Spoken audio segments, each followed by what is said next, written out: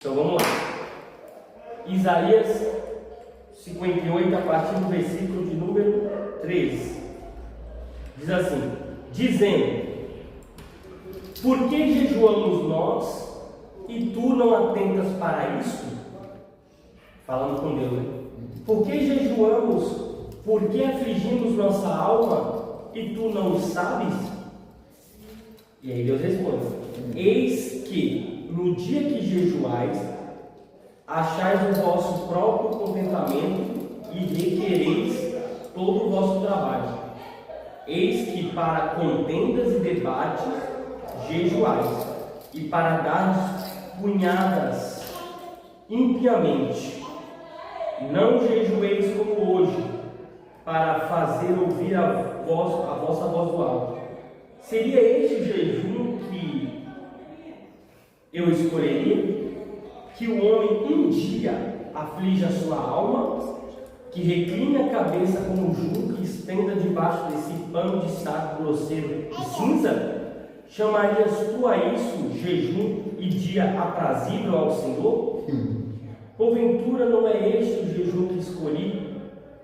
Que solte as ligaduras da impiedade, que desfaça as ataduras do jugo, e que deixes livre os quebrantados, e que despedaces todo o jugo?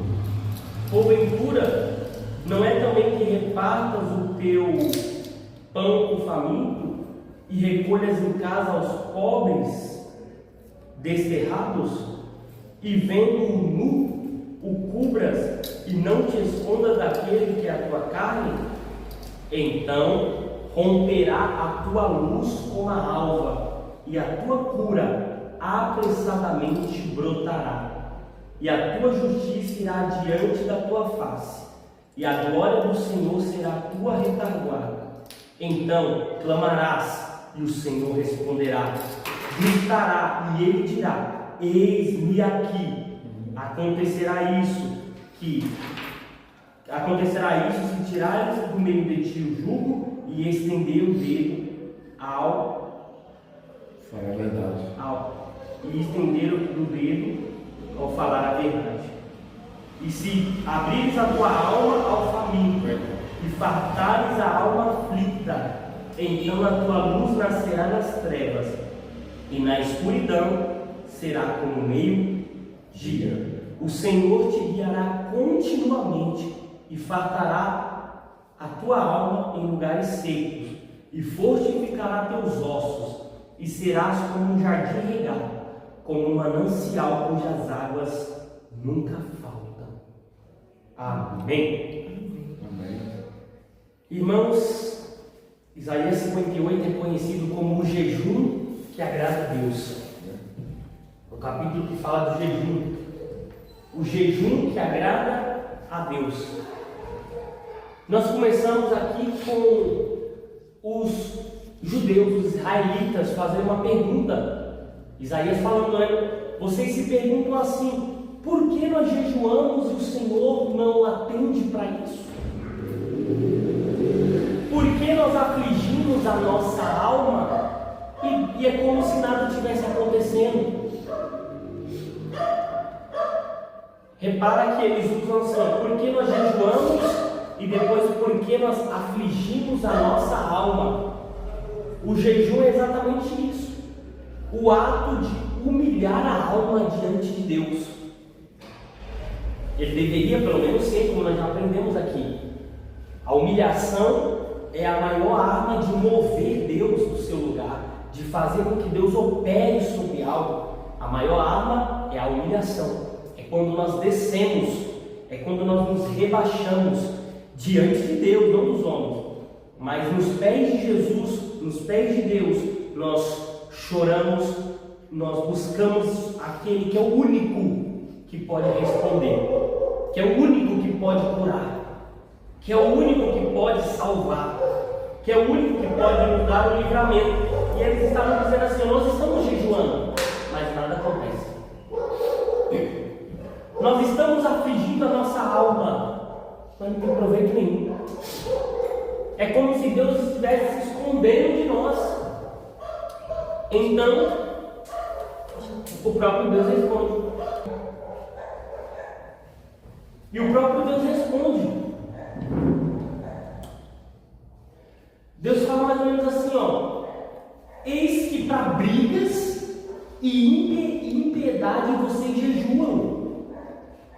Vocês jejuam e dão punhadas impiamente. Não jejuem assim.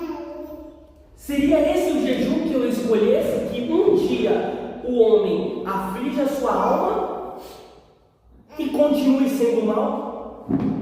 Deus estava falando assim, ó: vocês jejuam e continuam fazendo as mesmas coisas. Vocês jejuam e continuam com as mesmas maldades. No meio, Deus está falando no geral. A sociedade continua mal. Vocês estão jejuando diante de mim e continuam colocando grandes cargas de trabalho nos nossos trabalhadores. Vocês não ajudam quem tem fome. Vocês não fazem o bem para quem está sem casa. Ou seja, vocês não têm boas obras. Vocês não têm amor. O que adianta, Deus está dizendo, um homem deixar de comer, colocar um saco grosseiro de cinza, se jogar naquele saco com pano grosseiro e dizer: esse é o dia que Deus se agrada, é o dia que eu estou jejuando, é o dia que eu estou buscando? Não! Deus estava detectando naqueles homens ali, pastor, que eles estavam jejuando por tabela, porque era um costume. Imagina que você está numa igreja muito cheia, com vários obreiros, e o pastor sempre ensina sobre jejuar, e aqueles que jejuam crescem no ministério, aqueles que jejuam têm oportunidade, então começa uma disputa sobre jejum, e um quer jejuar mais que o outro, um quer mostrar mais para o outro que está jejuando, e quer mostrar para o pastor que está jejuando, e de repente o principal foco que deveria ser se humilhar diante de Deus, ser transformado pela glória de Deus, fazer o bem através daquele sacrifício, agora ele se torna uma forma de disputa, uma forma de status, uma forma que Deus não se agrada. Esse jejum que eles fazem aí, eles estão passando fome. Eles estão passando fome e não está surtindo efeito nenhum. Sim. Porque o jejum ele não é um fim em si mesmo.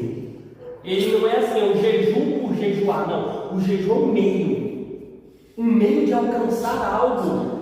E esse algo, como o texto mostra, ele tem que ser dentro de nós, a transformação. Deus está dizendo assim: vocês jejuam, mas não alimentam o faminto.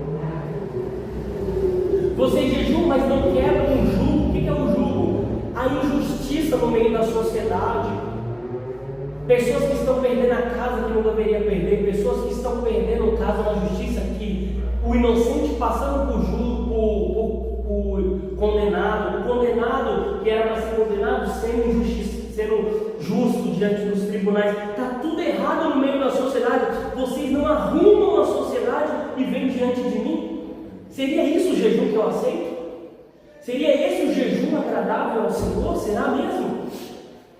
E aí Deus começa a dizer no versículo 6, porventura, eu vou melhorar para vocês entenderem então, não é este o jejum que eu escolhi, que solte as ligaduras da impiedade, que desfaça as ataduras do jugo, que deixes livres os quebrantados e que despedace todo o jugo? Porventura não é também que repartas o teu pão com o faminto e recolhas em casa os pobres desterrados, o faminto e recolhas em casa, e vendo o nu, o cubras e não te escondas daquele que é a tua carne? Deus está falando assim, não é que você faça o bem para aqueles que precisam do bem, não é para que tu dê comida para quem está com fome, cubra quem não tem roupa, arrume em casa para quem está dormindo na rua, não é para que vocês façam bem uns para com os outros.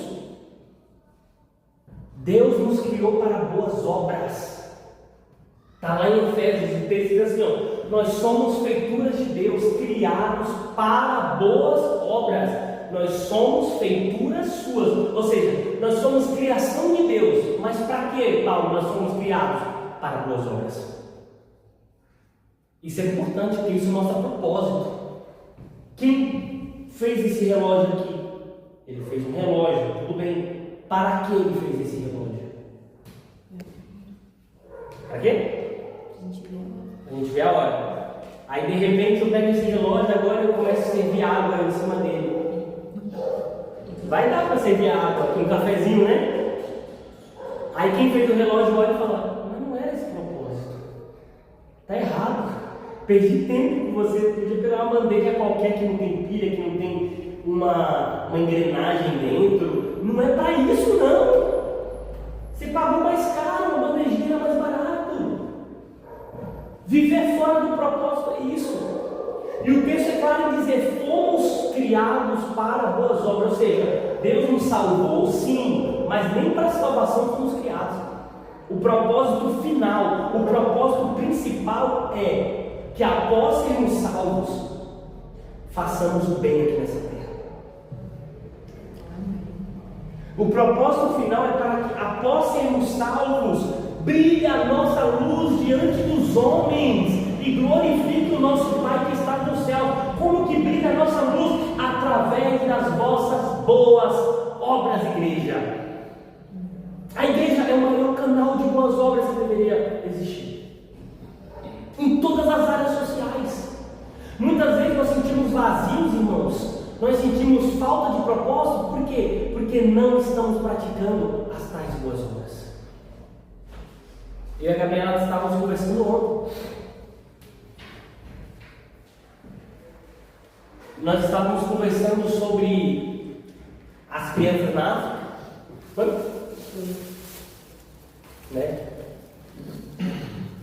E a Gabriela estava comentando que várias vezes lá em Santa Maria vocês viam, vocês todos viam as crianças na África e ela não sentia tanta tristeza e tanta compaixão como foi dessa vez. Porque agora ela sendo mãe, ela olhou uma criança e a criança estava com uma mulher, uma missionária, né? E aquela criança se apegou tanto àquela missionária que quando a missionária tinha que ir embora, a criança chorava porque não queria que aquela missionária fosse embora. E a galera foi sentir muita compaixão daquela criança, porque agora ela é mãe, ela sabe como é uma criança necessitada de carinho, necessitada de afeto, necessitada de um abraço, de um cuidado.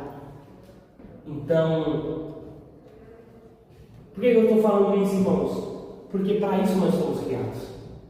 Para isso nós somos criados, pastor. Individualmente falando, como a igreja no geral. Porque é assim que as almas vêm, através do amor. Porque é assim que nós alcançamos o perdido, através do cuidado, através da assistência. Eu falei, amor, como faltam pessoas nesse tempo para fazer projetos, para criar, empreender, enviar homens que se levantam, que conseguem recursos, dinheiro mesmo, que compram coisas que enviam para aqueles lá no sertão, lá nos ribeirinhos do Amazonas, lá não sei onde teve um terremoto. A igreja devia ser a primeira a chegar com tudo, e chegar com provisão, e chegar com recursos, com remédio, com médicos, com advogados, e chegar com pregação do Evangelho, e chegar com o amor de Deus, e chegar com o poder do Espírito Santo. É a função da igreja, É a função da igreja. Ninguém faz isso com uma igreja, irmãos. Nem o Estado, nem o governo, nem a prefeitura. Não, a igreja é essa mão de Deus fazendo bem.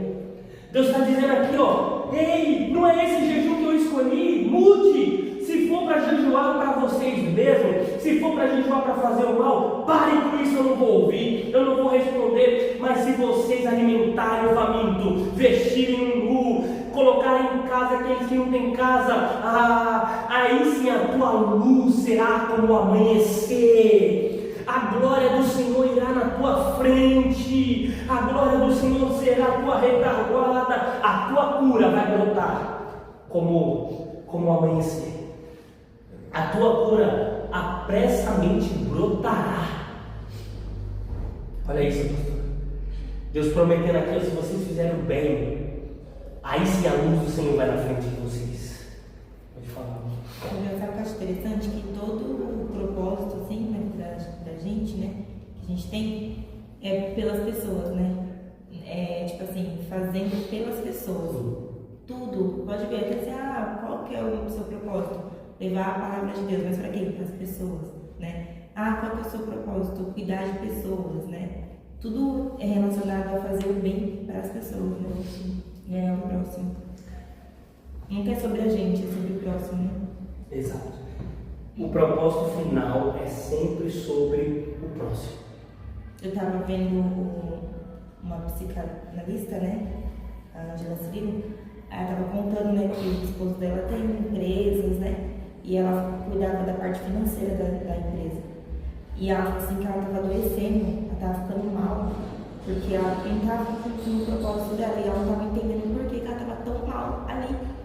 E aí, quando ela entendeu que é porque ela não estava cumprindo o propósito dela, aí ela falou para o esposo dela: eu vou sair, o que eu tenho que fazer é ter que cumprir meu propósito. Aí ela falou: mas você não vai ganhar o dinheiro que você ganha aqui, você não vai ter o que você tem aqui. Aí ela falou assim: mas não importa, o importante é eu cumprir o meu propósito. E hoje ela fala, né, que ela nunca se sentiu tão bem, tão completa, cumprindo o propósito dela, que é o que? Ajudar pessoas, né? Hoje ela é psicanalista e ajuda muitas pessoas a serem também, né? Que ela dá curso, essas coisas assim. Não. E às vezes é isso, o que falta na gente é descobrir o nosso propósito, né? Deixa eu ver. Eu planejei lá sem querer.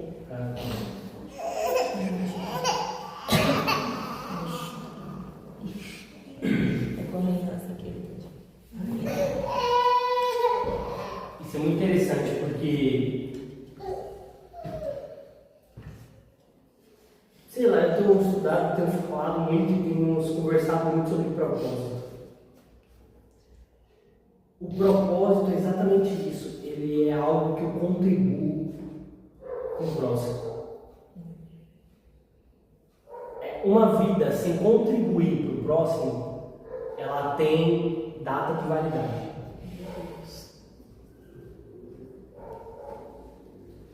E o mundo ensina isso. Você em primeiro lugar, você isso, você aquilo outro. E eu acredito muito mesmo, irmãos, que o cuidado pessoal, o cuidado próprio, ele é importantíssimo. Só que ele não é o propósito final. Ele é o meio. Então, eu não vou de um extremo ao outro. Sim, você tem que estar bem. Sim, com certeza. Porque como é que você vai ajudar alguém mal? Porque como é que você vai contribuir para o reino se você que está precisando de ajuda? Eu falo para a Gabriela, você tem que estar bem sim. Com o propósito de fazer o bem para quem está ao seu redor. Cuidar do seu corpo, sim. Cuidar da alimentação, sim. Cuidado psicológico, sim. Cuidado mental, sim. Estudar, ser inteligente, ser interessante, conhecer de muitas coisas. Cuidar do corpo, fazer exercício físico, tem. Biblicamente. Que Deus te deu um corpo, uma alma e um espírito. E tem que cuidar do espiritual. E o espiritual também, com a vida devocional, com a sua intimidade com Deus, com o estudo bíblico, matando a sua carne, em oração, em jejum, tem. Então, o cuidado pessoal é importante, tem que se vestir bem, tem que estar limpo. Então muitas pessoas vão do extremo ao outro, não, eu só faço pelo outro, e o outro extremo não, eu só faço por mim, esquece o outro. Não, essa pessoa, ela está vazia e vai chegar uma hora que o vazio dela vai ser tão grande que nada mais vai fazer sentido, como ela está, com dinheiro, com um bom carro, uma boa reputação na cidade, mas para que tudo isso? Irmãos, todo ser humano tem isso, ser verdade. Para que tudo isso? Mas para quê? Para que todo esse dinheiro? Para que todos esses carros? Para que todas essas viagens? Para que todas essas roupas? Para que? Não serve para nada. Não completa, não satisfaz. Só o nosso propósito em Deus nos preenche. Só quando ajudamos alguém e alguém vem e fala obrigado, a sua vida é importante, você me ajudou nisso, que aí eu entendo, é para isso que eu acordo, é para isso que eu trabalho, para fazer a diferença na vida do outro. Paulo olhava para a igreja e falava: vocês são meu galardão. Se vocês não existissem, eu não teria nada diante de Deus. Eu chegaria diante de Deus com as mãos vazias. Vocês são o meu prêmio. Vocês, igreja, igreja, é o meu trabalho, é as obras das minhas mãos, é você. Você é o meu valor, Paulo está dizendo. Sem vocês, eu usei a graça em vão, mas com vocês, tudo que Deus me deu teve proveito. Glória a Deus. Por isso eu oro por vocês dia e noite. Oh, meus irmãos, e aí entra várias formas de contribuição. Nós reduzimos os ministérios a 2: cantar e pregar. Ah, meus irmãos, que pobreza, que coisa paupérrima, muito pobre. É muito mais que isso. Há serviço, há aconselhamento, há intercessão, há abraço. Tem gente cheia do Espírito Santo que ela só abraça, ela só olha nos olhos, ela só pergunta como você está, ela só ouve, ela só dá uma palavra de Deus, mas ela ajuda as pessoas. Várias formas, pastor, de ser útil. Deus estava falando para aqueles homens: a luz de vocês vai romper. A gente fala tanto de avivamento, pastor. Olha o avivamento aqui, ó. A luz de vocês vai romper, a noite de vocês será como meio-dia, a glória do Senhor vai atrás aonde vocês forem. Vocês clamarão e o Senhor responderá. Vocês gritarão alto e eu direi: eis-me aqui. Deus está falando assim: vai ser próspera a obra de vocês, a oração de vocês vai ser respondida na hora, a luz de Deus irá diante de vocês, a glória do Senhor irá atrás de vocês onde vocês forem, quando vocês fizerem o bem. Aleluia, Jesus, glória a Deus, louvado seja Deus. Tenho falado isso para os meninos, é o propósito certo. É mais do que apenas performance. Ah, não, 1 dia, 2 dias, 3 dias, 4 dias, não. É um coração que quer ter amor, é um coração que quer ajudar, é um coração que quer ser transformado, é um coração que se humilha diante de Deus, mas olha para o próximo com amor, com quebrantamento, com compaixão. A Bíblia dizia que Jesus olhava para a multidão e sentia um íntimo de compaixão, um íntimo, uma compaixão tão grande a ponto de chorar diante das almas necessitadas. Eu acho que está na hora de todos nós aqui entregarmos aí, pedimos demissão no trabalho, estão no mês de férias, todos tirarem o mês de férias no mesmo mês. A gente pegar um ônibus, um aviãozinho e ir lá para as aldeias, ir lá para o sertão, pastor, onde nem tem água, tem que carregar no balde, ir lá para o meio da onde teve um terremoto lá e olhar de perto a realidade de Deus. Eu falei para a Gabriela, às vezes a gente esquece que a vida não é só quadrado que a gente vive. Uma vez a pessoa reclama da vida que vivemos aqui e sabendo que tem pessoa lá morrendo, né? Não, olha só para nós e os outros. Mas é porque a gente não está vendo, pastor. Eu falo por mim. Se dias postaram, já agradeceu hoje, o vídeo era 2 crianças de 5 anos, numa terra batida assim de chão, sol, com um monte de palha nas costas, né? Aquelas crianças andando com aquelas palhas descalças, trabalhando porque precisa. Aí vinha alguém e dava doces para elas, e elas pegavam aquele doce, só que elas não sorriam como as crianças que a gente conhece. Elas pegavam com a cabeça baixa, assim. Perdeu a infância. Você via que não tá fora, não era para estar daquele dia. E a pergunta já agradeceu hoje, não no sentido de pôr para baixo, não, no sentido de trazer de volta para a realidade. Então a igreja precisa se colocar na posição, porque ela é mão de Deus na terra, ela é o amor de Deus na terra. Vamos para Mateus. Mateus capítulo 6.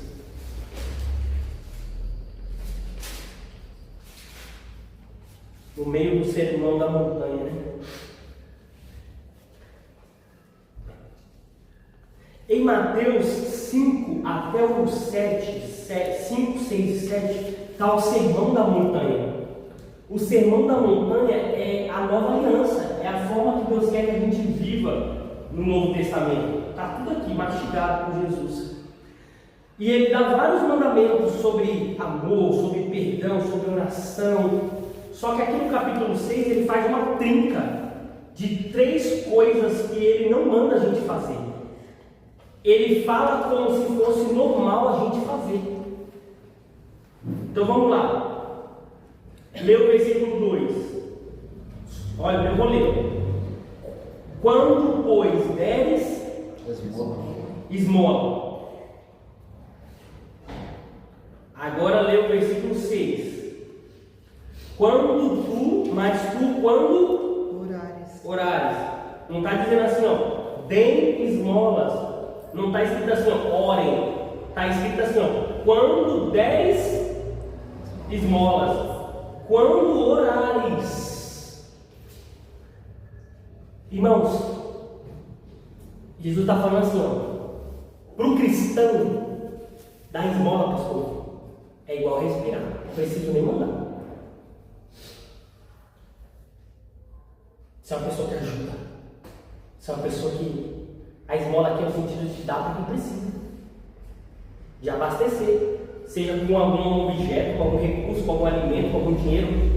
Ser cristão, Jesus está falando assim, eu não vou nem mandar vocês dar esmola, pelo amor de Deus. Quando vocês forem dar, eu vou ensinar como vocês devem fazer, porque eu sei que vocês vão dar, pelo amor de Deus. Dar esmola é normal, é básico. Amém? Versículo 6. Quando orares. Jesus nem falou assim, ó, vocês precisam orar. Não precisa falar isso, pelo amor de Deus. É claro que vocês têm que orar, vocês têm que falar com o Pai, vocês veem como eu vivo. Um cristão normal ora, é como respirar. Eu não vou pedir para o padre rezar a missa. Não vou pedir para a mãe dar mamar para o seu filho. Não, é básico. Então, vocês que são cristãos, vocês nasceram de novo, são filhos de Deus, eu só vou ensinar como vocês devem fazer quando vocês orarem.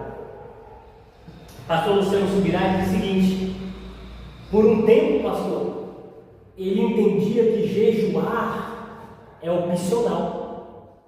Ele entendeu, ele pregou isso, ele falou que errou por muito tempo. Ele pregava assim, ó, o jejum é quando você sentir, o jejum é quando você quiser algo a mais, o jejum, não, mas se não jejuar tudo bem, mas você não vai viver muita coisa. Opcional? Deus foi lá e respondeu ele. Deus respondeu assim, ó, deixa eu te mostrar uma coisa na Bíblia que é uma trinca que você não tinha visto. Trinca, 3. Se um cristão dizer assim, ó, eu sou cristão há 10 anos e nunca dei esmola, você vai achar normal? Jamais. A generosidade é um ato natural de um verdadeiro cristão. Tá bom, e se um cristão falar assim, ó, eu tenho 10 anos de crente, eu não oro, você vai achar normal? De jeito algum. Sem orar, como é que alguém fica de pé? Como é que alguém é cristão sem oração não entende esse evangelho? Não tem como.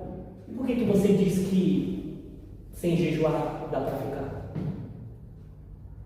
Sendo que o texto continua. Lê aí comigo. Versículo 16.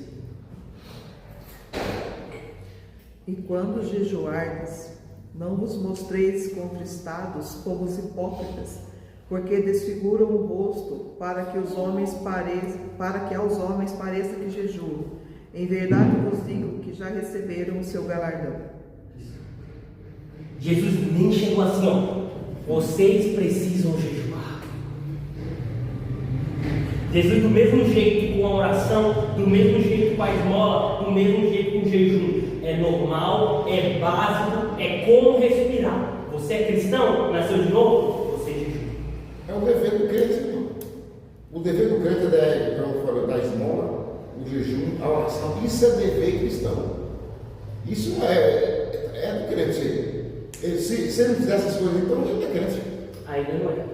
Então precisa nascer de novo. Ainda não é. Então Deus pegou ele dizendo assim, ó, para de pregar que é opcional. Jejuar é básico de ser cristão. Todo crente dá esmola, todo crente ora, todo crente jejua. Então o jejum tem que estar no teu calendário. Tem que estar no teu calendário. Tem que ser algo programado, pastor. Tem que ser algo, organizado. Não, esse dia aqui é o do jejum. Esse dia aqui ninguém toca. Esse dia aqui sim, esse dia aqui não. Esse dia aqui eu como. Esse dia aqui eu... Não, irmão. Tem que estar no calendário. Não tem que ter algo esporádico, não. Vai precisar vir a doença. Agora eu vou jejuar. Agora você quer respirar? Agora já foi. Não, agora... Não, meu irmão. Está hoje. O crente tem que ver as coisas. Por exemplo, o negócio das irmãs. Não vai esperar a pessoa pedir, não, irmão, você não está vendo? Você não sabe que tem que ajudar os necessitados? Olha para o cara, está vendo necessitado, ajuda ele. Precisa Deus mandar, pastor? Precisa Deus. Não, o pessoal ali está morrendo de fome, chegou ali, está desmaiando. Não tem comprar um café com leite, um pão com manteiga, não, Senhor. Senhor, eu devo ajudar ele com alimento. Responde com o profeta. Ou então o cara está correndo de fome, eu vou fazer uma oração por você. Desculpa, mas a oração vai te barriga. Está escrito já. Aquele dia que aquele moço veio aqui, foi uma lição muito grande para mim, sabe? Aquele moço. Ele chegou tão revoltado, dizendo quando eu entrar dentro dele, meus pés, que eu estou assim, ele foi da igreja aí. Ele disse, irmão, o que eu queria é só tomar um banho e comer uma comida, tomar café e um dinheiro para me ir embora, para mim ter um lugar para me ficar. Era só isso. Eu, pastor, consegui me ajudar, não terminou o culto. Deus vai te abençoar isso foi embora. Eu disse, irmão, toda vez que ele ia descansar aí. Eu digo, o funcionário dele está vendo a pessoa com fome, dá comida para ele. Ele está precisando de uma coisa, ajuda ele. Então, eu vi, irmão, uma lição muito grande, que muitas vezes ele espera a pessoa com fome, não pode. Ele quer comida, dá comida para ele. A gente não vai pegar esse traficante, como falar, viciado, agora tem que comprar, não dei. Uma pessoa que eu vi uma pessoa, uma situação saudável, que estava necessitada. Não, Deus vai te abençoar, despede ele embora. Eu não estava pensando, eu queria comer. Eu queria só tomar um banho, só isso. E ele ia embora, era só isso. Não me pegar, fazer uma Deus vai te abençoar e ver que a pessoa ensinada. Deus está mandando a pessoa lá para você abençoar e você fala, Deus vai te abençoar, mas você não está dando lugar. Não é assim? Então você está vendo o que ele está precisando? Irmão, eu quero. Esse precisou porque ele pediu, né? O que eu preciso ser, irmão, eu preciso disso aqui. Eu quero um lugar para ele ficar, porque não tenho. Entendeu? Então ele queria dinheiro para ir embora para casa dos pais dele lá em Ribeirão Preto. Então, o Chico, irmão, eu quero um lugar. Porque eu sei que eu estou errado, eu estou morando na rua. Eu não tenho lugar, eu sou pessoa de bem, né? Eu devia a pessoa de bem. E o crente vai à igreja, vai, Deus até abençoar e despede o pai. Que é isso? Não é assim?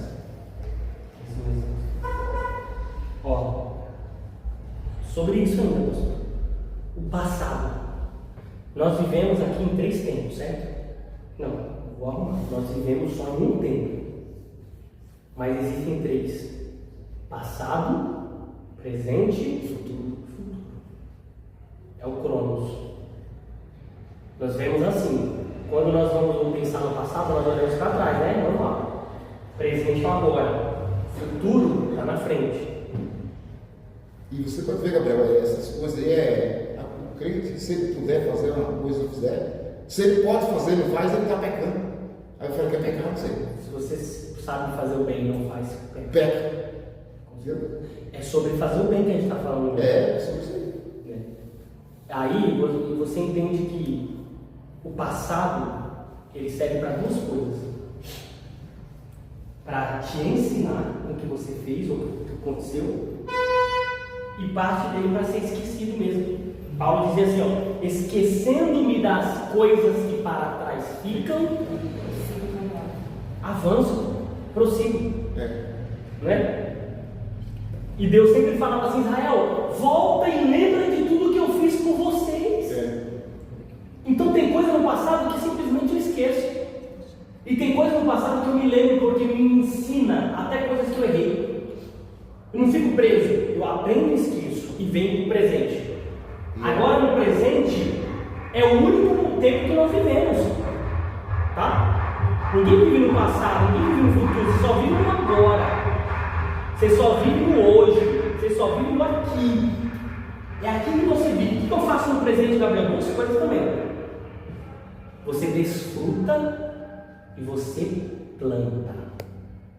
Você desfruta, mas não tem uma árvore, pastor. Essa árvore eu já plantei lá atrás, então pega o fruto dela agora e como hoje. Primeiro tem que plantar, né? Eu já plantei, né? Aí por exemplo, tem coisa que a gente já plantou. Já plantou. Estamos colhendo, né? Estamos aqui. Tanto pro bem quanto E a Bíblia é bem claro que fala que é a lei da semeadura. A lei da semeadura Você plantou. é uma lei que Deus que não falha. Essa terra não falha. Então o que eu tenho que fazer no presente, Gabriel? Desfruta e planta. Então eu tenho que desfrutar desse momento, eu tenho que viver esse momento da melhor forma possível. E hoje eu também tenho que plantar. E aí que entra a semeadura. Então eu tenho que dar esmolas. E aquele ensino que a gente deu lá em cima da minha casa, lá que a gente falou sobre generosidade, nos impregnou na minha alma de tal forma. A Gabriela vive do meu lado, ela vive. A gente, graças a Deus, planta, a gente planta. É plantar na vida do irmão, é plantar na vida do pai, é plantar na vida da mãe, é plantar na vida da avó, é plantar na vida da igreja, é plantar na vida de quem está precisando. Planta, porque no futuro tem uma colheita muito grande. Gabriel, é só importante salientar que a Bíblia é bem clara em dizer que quando você for fazer, que a mão direita faça, que a esquerda não vê, isso, né? Justamente porque hoje em dia tem um negócio de querer se aparecer, então às vezes assim, você vai fazer o que é para ser feito, que é para ajudar, que é para doar, enfim, mas aí faz do jeito errado. Faz para expor, para explorar. Tô aqui dando cesta básica, gente, essa pessoa necessitada, que tá na miséria. Essa humilha a pessoa até. É tipo. É o versículo 3, então. Humilha a pessoa, mas aí mostra que, ó, mas eu tô ajudando, olha, ela vem me pedir. Gente, isso é a coisa mais horrível do mundo. É a coisa mais horrível. Aí eu sempre comento isso aqui quando a antiga gerente trabalhava, ela fazia isso, né? Uma estava vendendo rifa para ajudar uma pessoa que estava no hospital. Aí ela foi lá, comprou a rifa inteira e devolveu os números para ela revender novamente, né? Ela falou assim: olha, eu não fico com nenhum número, eu vou pagar o valor da rifa para te ajudar. E a menina toda empolgada, ela foi agradecer. E aí ela comentou com a gente, toda grata. É diferente ela comentar porque ela estava grata, mas em seguida a gerente começou a sair com os quatro cantos. Aí ela até chorou de felicidade porque eu comprei tudo e devolvi. Eu falei: não, isso aqui é para te ajudar. E ela até chorou, saiu daqui chorando. Então assim, expondo a mulher, expondo nossa, que heroína que você foi, caramba, como você é generosa, sabe? Pra todo mundo ficar, olha que coisa. Gente, isso Deus não recebe dessa forma, porque teve uma intenção por trás, não foi porque quis ajudar, foi porque quis acontecer, né? Quando pois deres esmola, não faças tocar trombeta diante de ti, como fazem os hipócritas nas sinagogas e nas ruas. Para sempre para mostrar propósito, que nem eu falei do relógio. Qual é o propósito deles fazer? Para serem glorificados pelos homens. Em verdade vos digo que esse será o seu galardão. Está dizendo assim, a glória que você recebe dos homens por querer aparecer é o único prêmio que você vai ter. De Deus não vai ter nada. Já recebeu? Nada. De Deus não. Então, mas quando tu deres esmolas, não saiba a tua mão esquerda o que a direita faz, para que a tua esmola seja dada ocultamente, e teu Pai, que vem em secreto, te recompensará. Esse é um ponto importante. Então é uma trinca: esmola, oração e jejum. E Deus ensina aqui, Jesus ensina a fazer da forma correta para ter recompensa. Recompensa de Deus. Então no presente, no hoje, eu tenho que desfrutar, eu tenho que viver e eu tenho que plantar. Plantar não só esmolas, plantar oração, plantar jejum, plantar o amor, plantar boas palavras. Tudo que você está semeando, você vai colher, meu amigo. E hoje talvez você já está colhendo o que você plantou. Então é assim. E no futuro, Gabriel, no futuro eu planejo e eu aguardo em Deus também. Eu espero a esperança. O que é a esperança? É esperar boas coisas que estão por vir de Deus. Quem está plantando bem, só pode esperar o bem também. E a mão de Deus agindo em seu favor. Então é assim, irmão, Deus nos chama para plantar. Deus nos chama para sermos abundantes. A escassez é totalmente o contrário disso. A escassez ela não planta e no futuro ela não vai colher.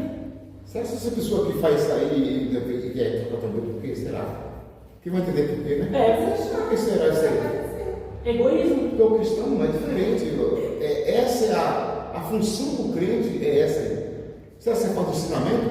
Não sei. É um coração que não está alinhado, pastor. É um coração Isso aí, né? que está exaltado. Eu acho que É um coração que precisa de humilhação. Ele quer aparecer, ele quer se mostrar. E nesse tempo de rede social, isso só aumentou. Porque isso gera likes, né? Likes, gera curtidas, compartilhamento, gera engajamento, alcance. Fama, né? Fama, e as pessoas querem muito fama. Só que a fama não satisfaz, não. É que nem É uma coisa, Jesus deixou aqui como o básico do cristianismo: esmolas, oração e jejum, sem querer aparecer, mas para Deus, para se humilhar diante de Deus, para buscar a Deus. Eu já vi em igrejas, às vezes, assim, uma vez, estamos aqui, está muito quente, estamos precisando de ventiladores, irmão, Deus vai preparar o ventilador. Aí às vezes se levanta no meio do grupo: pastor, eu garanto, tá bom? Eu dou. Para que isso? espera acabar o culto. Não, Aí ainda fala assim, ó: o senhor vai dar um ventilador? Vai, vamos ficar todo mundo de pé e vamos fazer uma oração pelo irmão. É um besta. Mas assim, tem muitos pastores que se aproveitam disso, sabe? Tem pessoas que gostam de se achar e eles falam lá no culto mesmo, né? Pra pessoa ajudar e receber a oração dela. Quem que vai dar? Bom, vai no final do culto, no pastor fala: pastor, tá aqui o presente, tá aqui. Pronto. Às vezes eu já fiz isso, ó. Nem o pastor fala, deixa lá. Deixa lá na mão do obreiro, do sonoplasta e tchau. Não é para a igreja, é para a obra, entendeu? Então assim, Deus te recompensará. Eu hoje tenho um pouco de dificuldade de ver esse negócio de vamos orar por porta aberta. Vamos orar por porta aberta, vamos orar por porta aberta. Irmãos, entenda uma coisa: quando você for orar por uma porta aberta, Deus vai ouvir sua oração e vai lá no seu depósito. Ele vai lá no seu depósito. Vamos caminhar para o final. Quando você pede algo financeiro para Deus, uma porta aberta, uma providência, Ele vai ouvir sua oração e vai no seu depósito. Vamos ver se ela plantou. Tem muita gente que está olhando para a árvore gerar fruto, mas nem a árvore ele plantou ainda. Abre porta, faz isso, faz aquilo, e aquilo outro, Senhor. Deus, mas você não está cumprindo o princípio. Você não cumpriu o princípio de plantar, você não foi generoso, não foi fiel com pouco, e está pedindo muito. Então, assim, muitas providências são de Deus, são sobrenaturais. Da onde veio essa porta? Da onde veio isso? Meu Deus, foi de uma forma que eu nem esperava, não, porque você plantou e agora Deus é que está te dando a recompensa. Usa as pessoas que você nem imagina. Vai vir gente: vamos abrir uma empresa, vamos fazer uma sociedade, vai vir ideias que você vai falar: não poderia ter tido essa ideia, não. Foi de Deus. Mas é porque Deus está te dando uma colheita de algo que você já fez ou está fazendo. Então, quanto mais abundante nós formos, eu falar. Então, Ezequias, porque o texto ele é muito rápido, só que Ezequias se corrompeu. A Bíblia vai dizer que o coração de Ezequias se exaltou. A pior coisa que pode acontecer para alguém é o coração se exaltar, porque quando o coração se exalta, ele não vê mais Deus como Deus e ele como homem. Inverte o papel. Ele se vê como todo-poderoso. O coração dele cresceu a ponto de ele chamar pessoas de outros povos para irem para Israel, entrar no palácio e no templo só para ver a glória que Deus tinha dado para Israel. Por que eu estou falando isso? Porque Ezequias se corrompeu, irmão. Se corrompeu de uma forma que ele largou Deus, abandonou a casa dele no sentido de cuidado da casa, virou um ostentador. E a Bíblia diz que ele fica doente e está quase morrendo. Qual que é a oração dele? Senhor, tem misericórdia e lembra que eu andei na tua presença. Lembra, Senhor, que eu fui fiel um dia. Lembra que lá atrás eu não era assim. E aí Deus, na hora, Deus manda Isaías voltar. Volta e dê a ele mais 15 anos, porque eu olhei um depósito dele aqui e ele andou na minha presença. Se corrompeu, mas ele já tinha plantado. Não significa que ele perdeu, que por causa do plantio ele podia errar, né? Não. Mas ele vai ter mais 15 anos devido como ele viveu na minha presença no início. Então essa é a importância de plantar. Assim que eu me converti, o meu líder, meu pastor, ele falou isso para mim, um conselho foi muito bom. Ele falou: Gabriel, aproveita que você está nessa força toda, nessa graça toda, e planta, guarda depósito, porque vai chegar dias que você vai precisar usar esses depósitos. Né? Porque tudo que nós plantamos, nós iremos colher. Vamos ficar sobre os pés, então? Então assim, fomos criados para as boas obras. Se pergunte: a quem eu tenho feito o bem? A quem eu tenho ajudado de várias formas possíveis de ajudar alguém? A quem eu tenho feito a diferença? Nem que seja numa intercessão, num jejum pela vida de alguém, num conselho, num abraço, numa palavra boa. Oremos. Senhor Deus, eterno Pai, nós somos justos. Que a Tua palavra fique em nossos corações. Pois a Tua palavra que diz: vós sois a luz do mundo, vós sois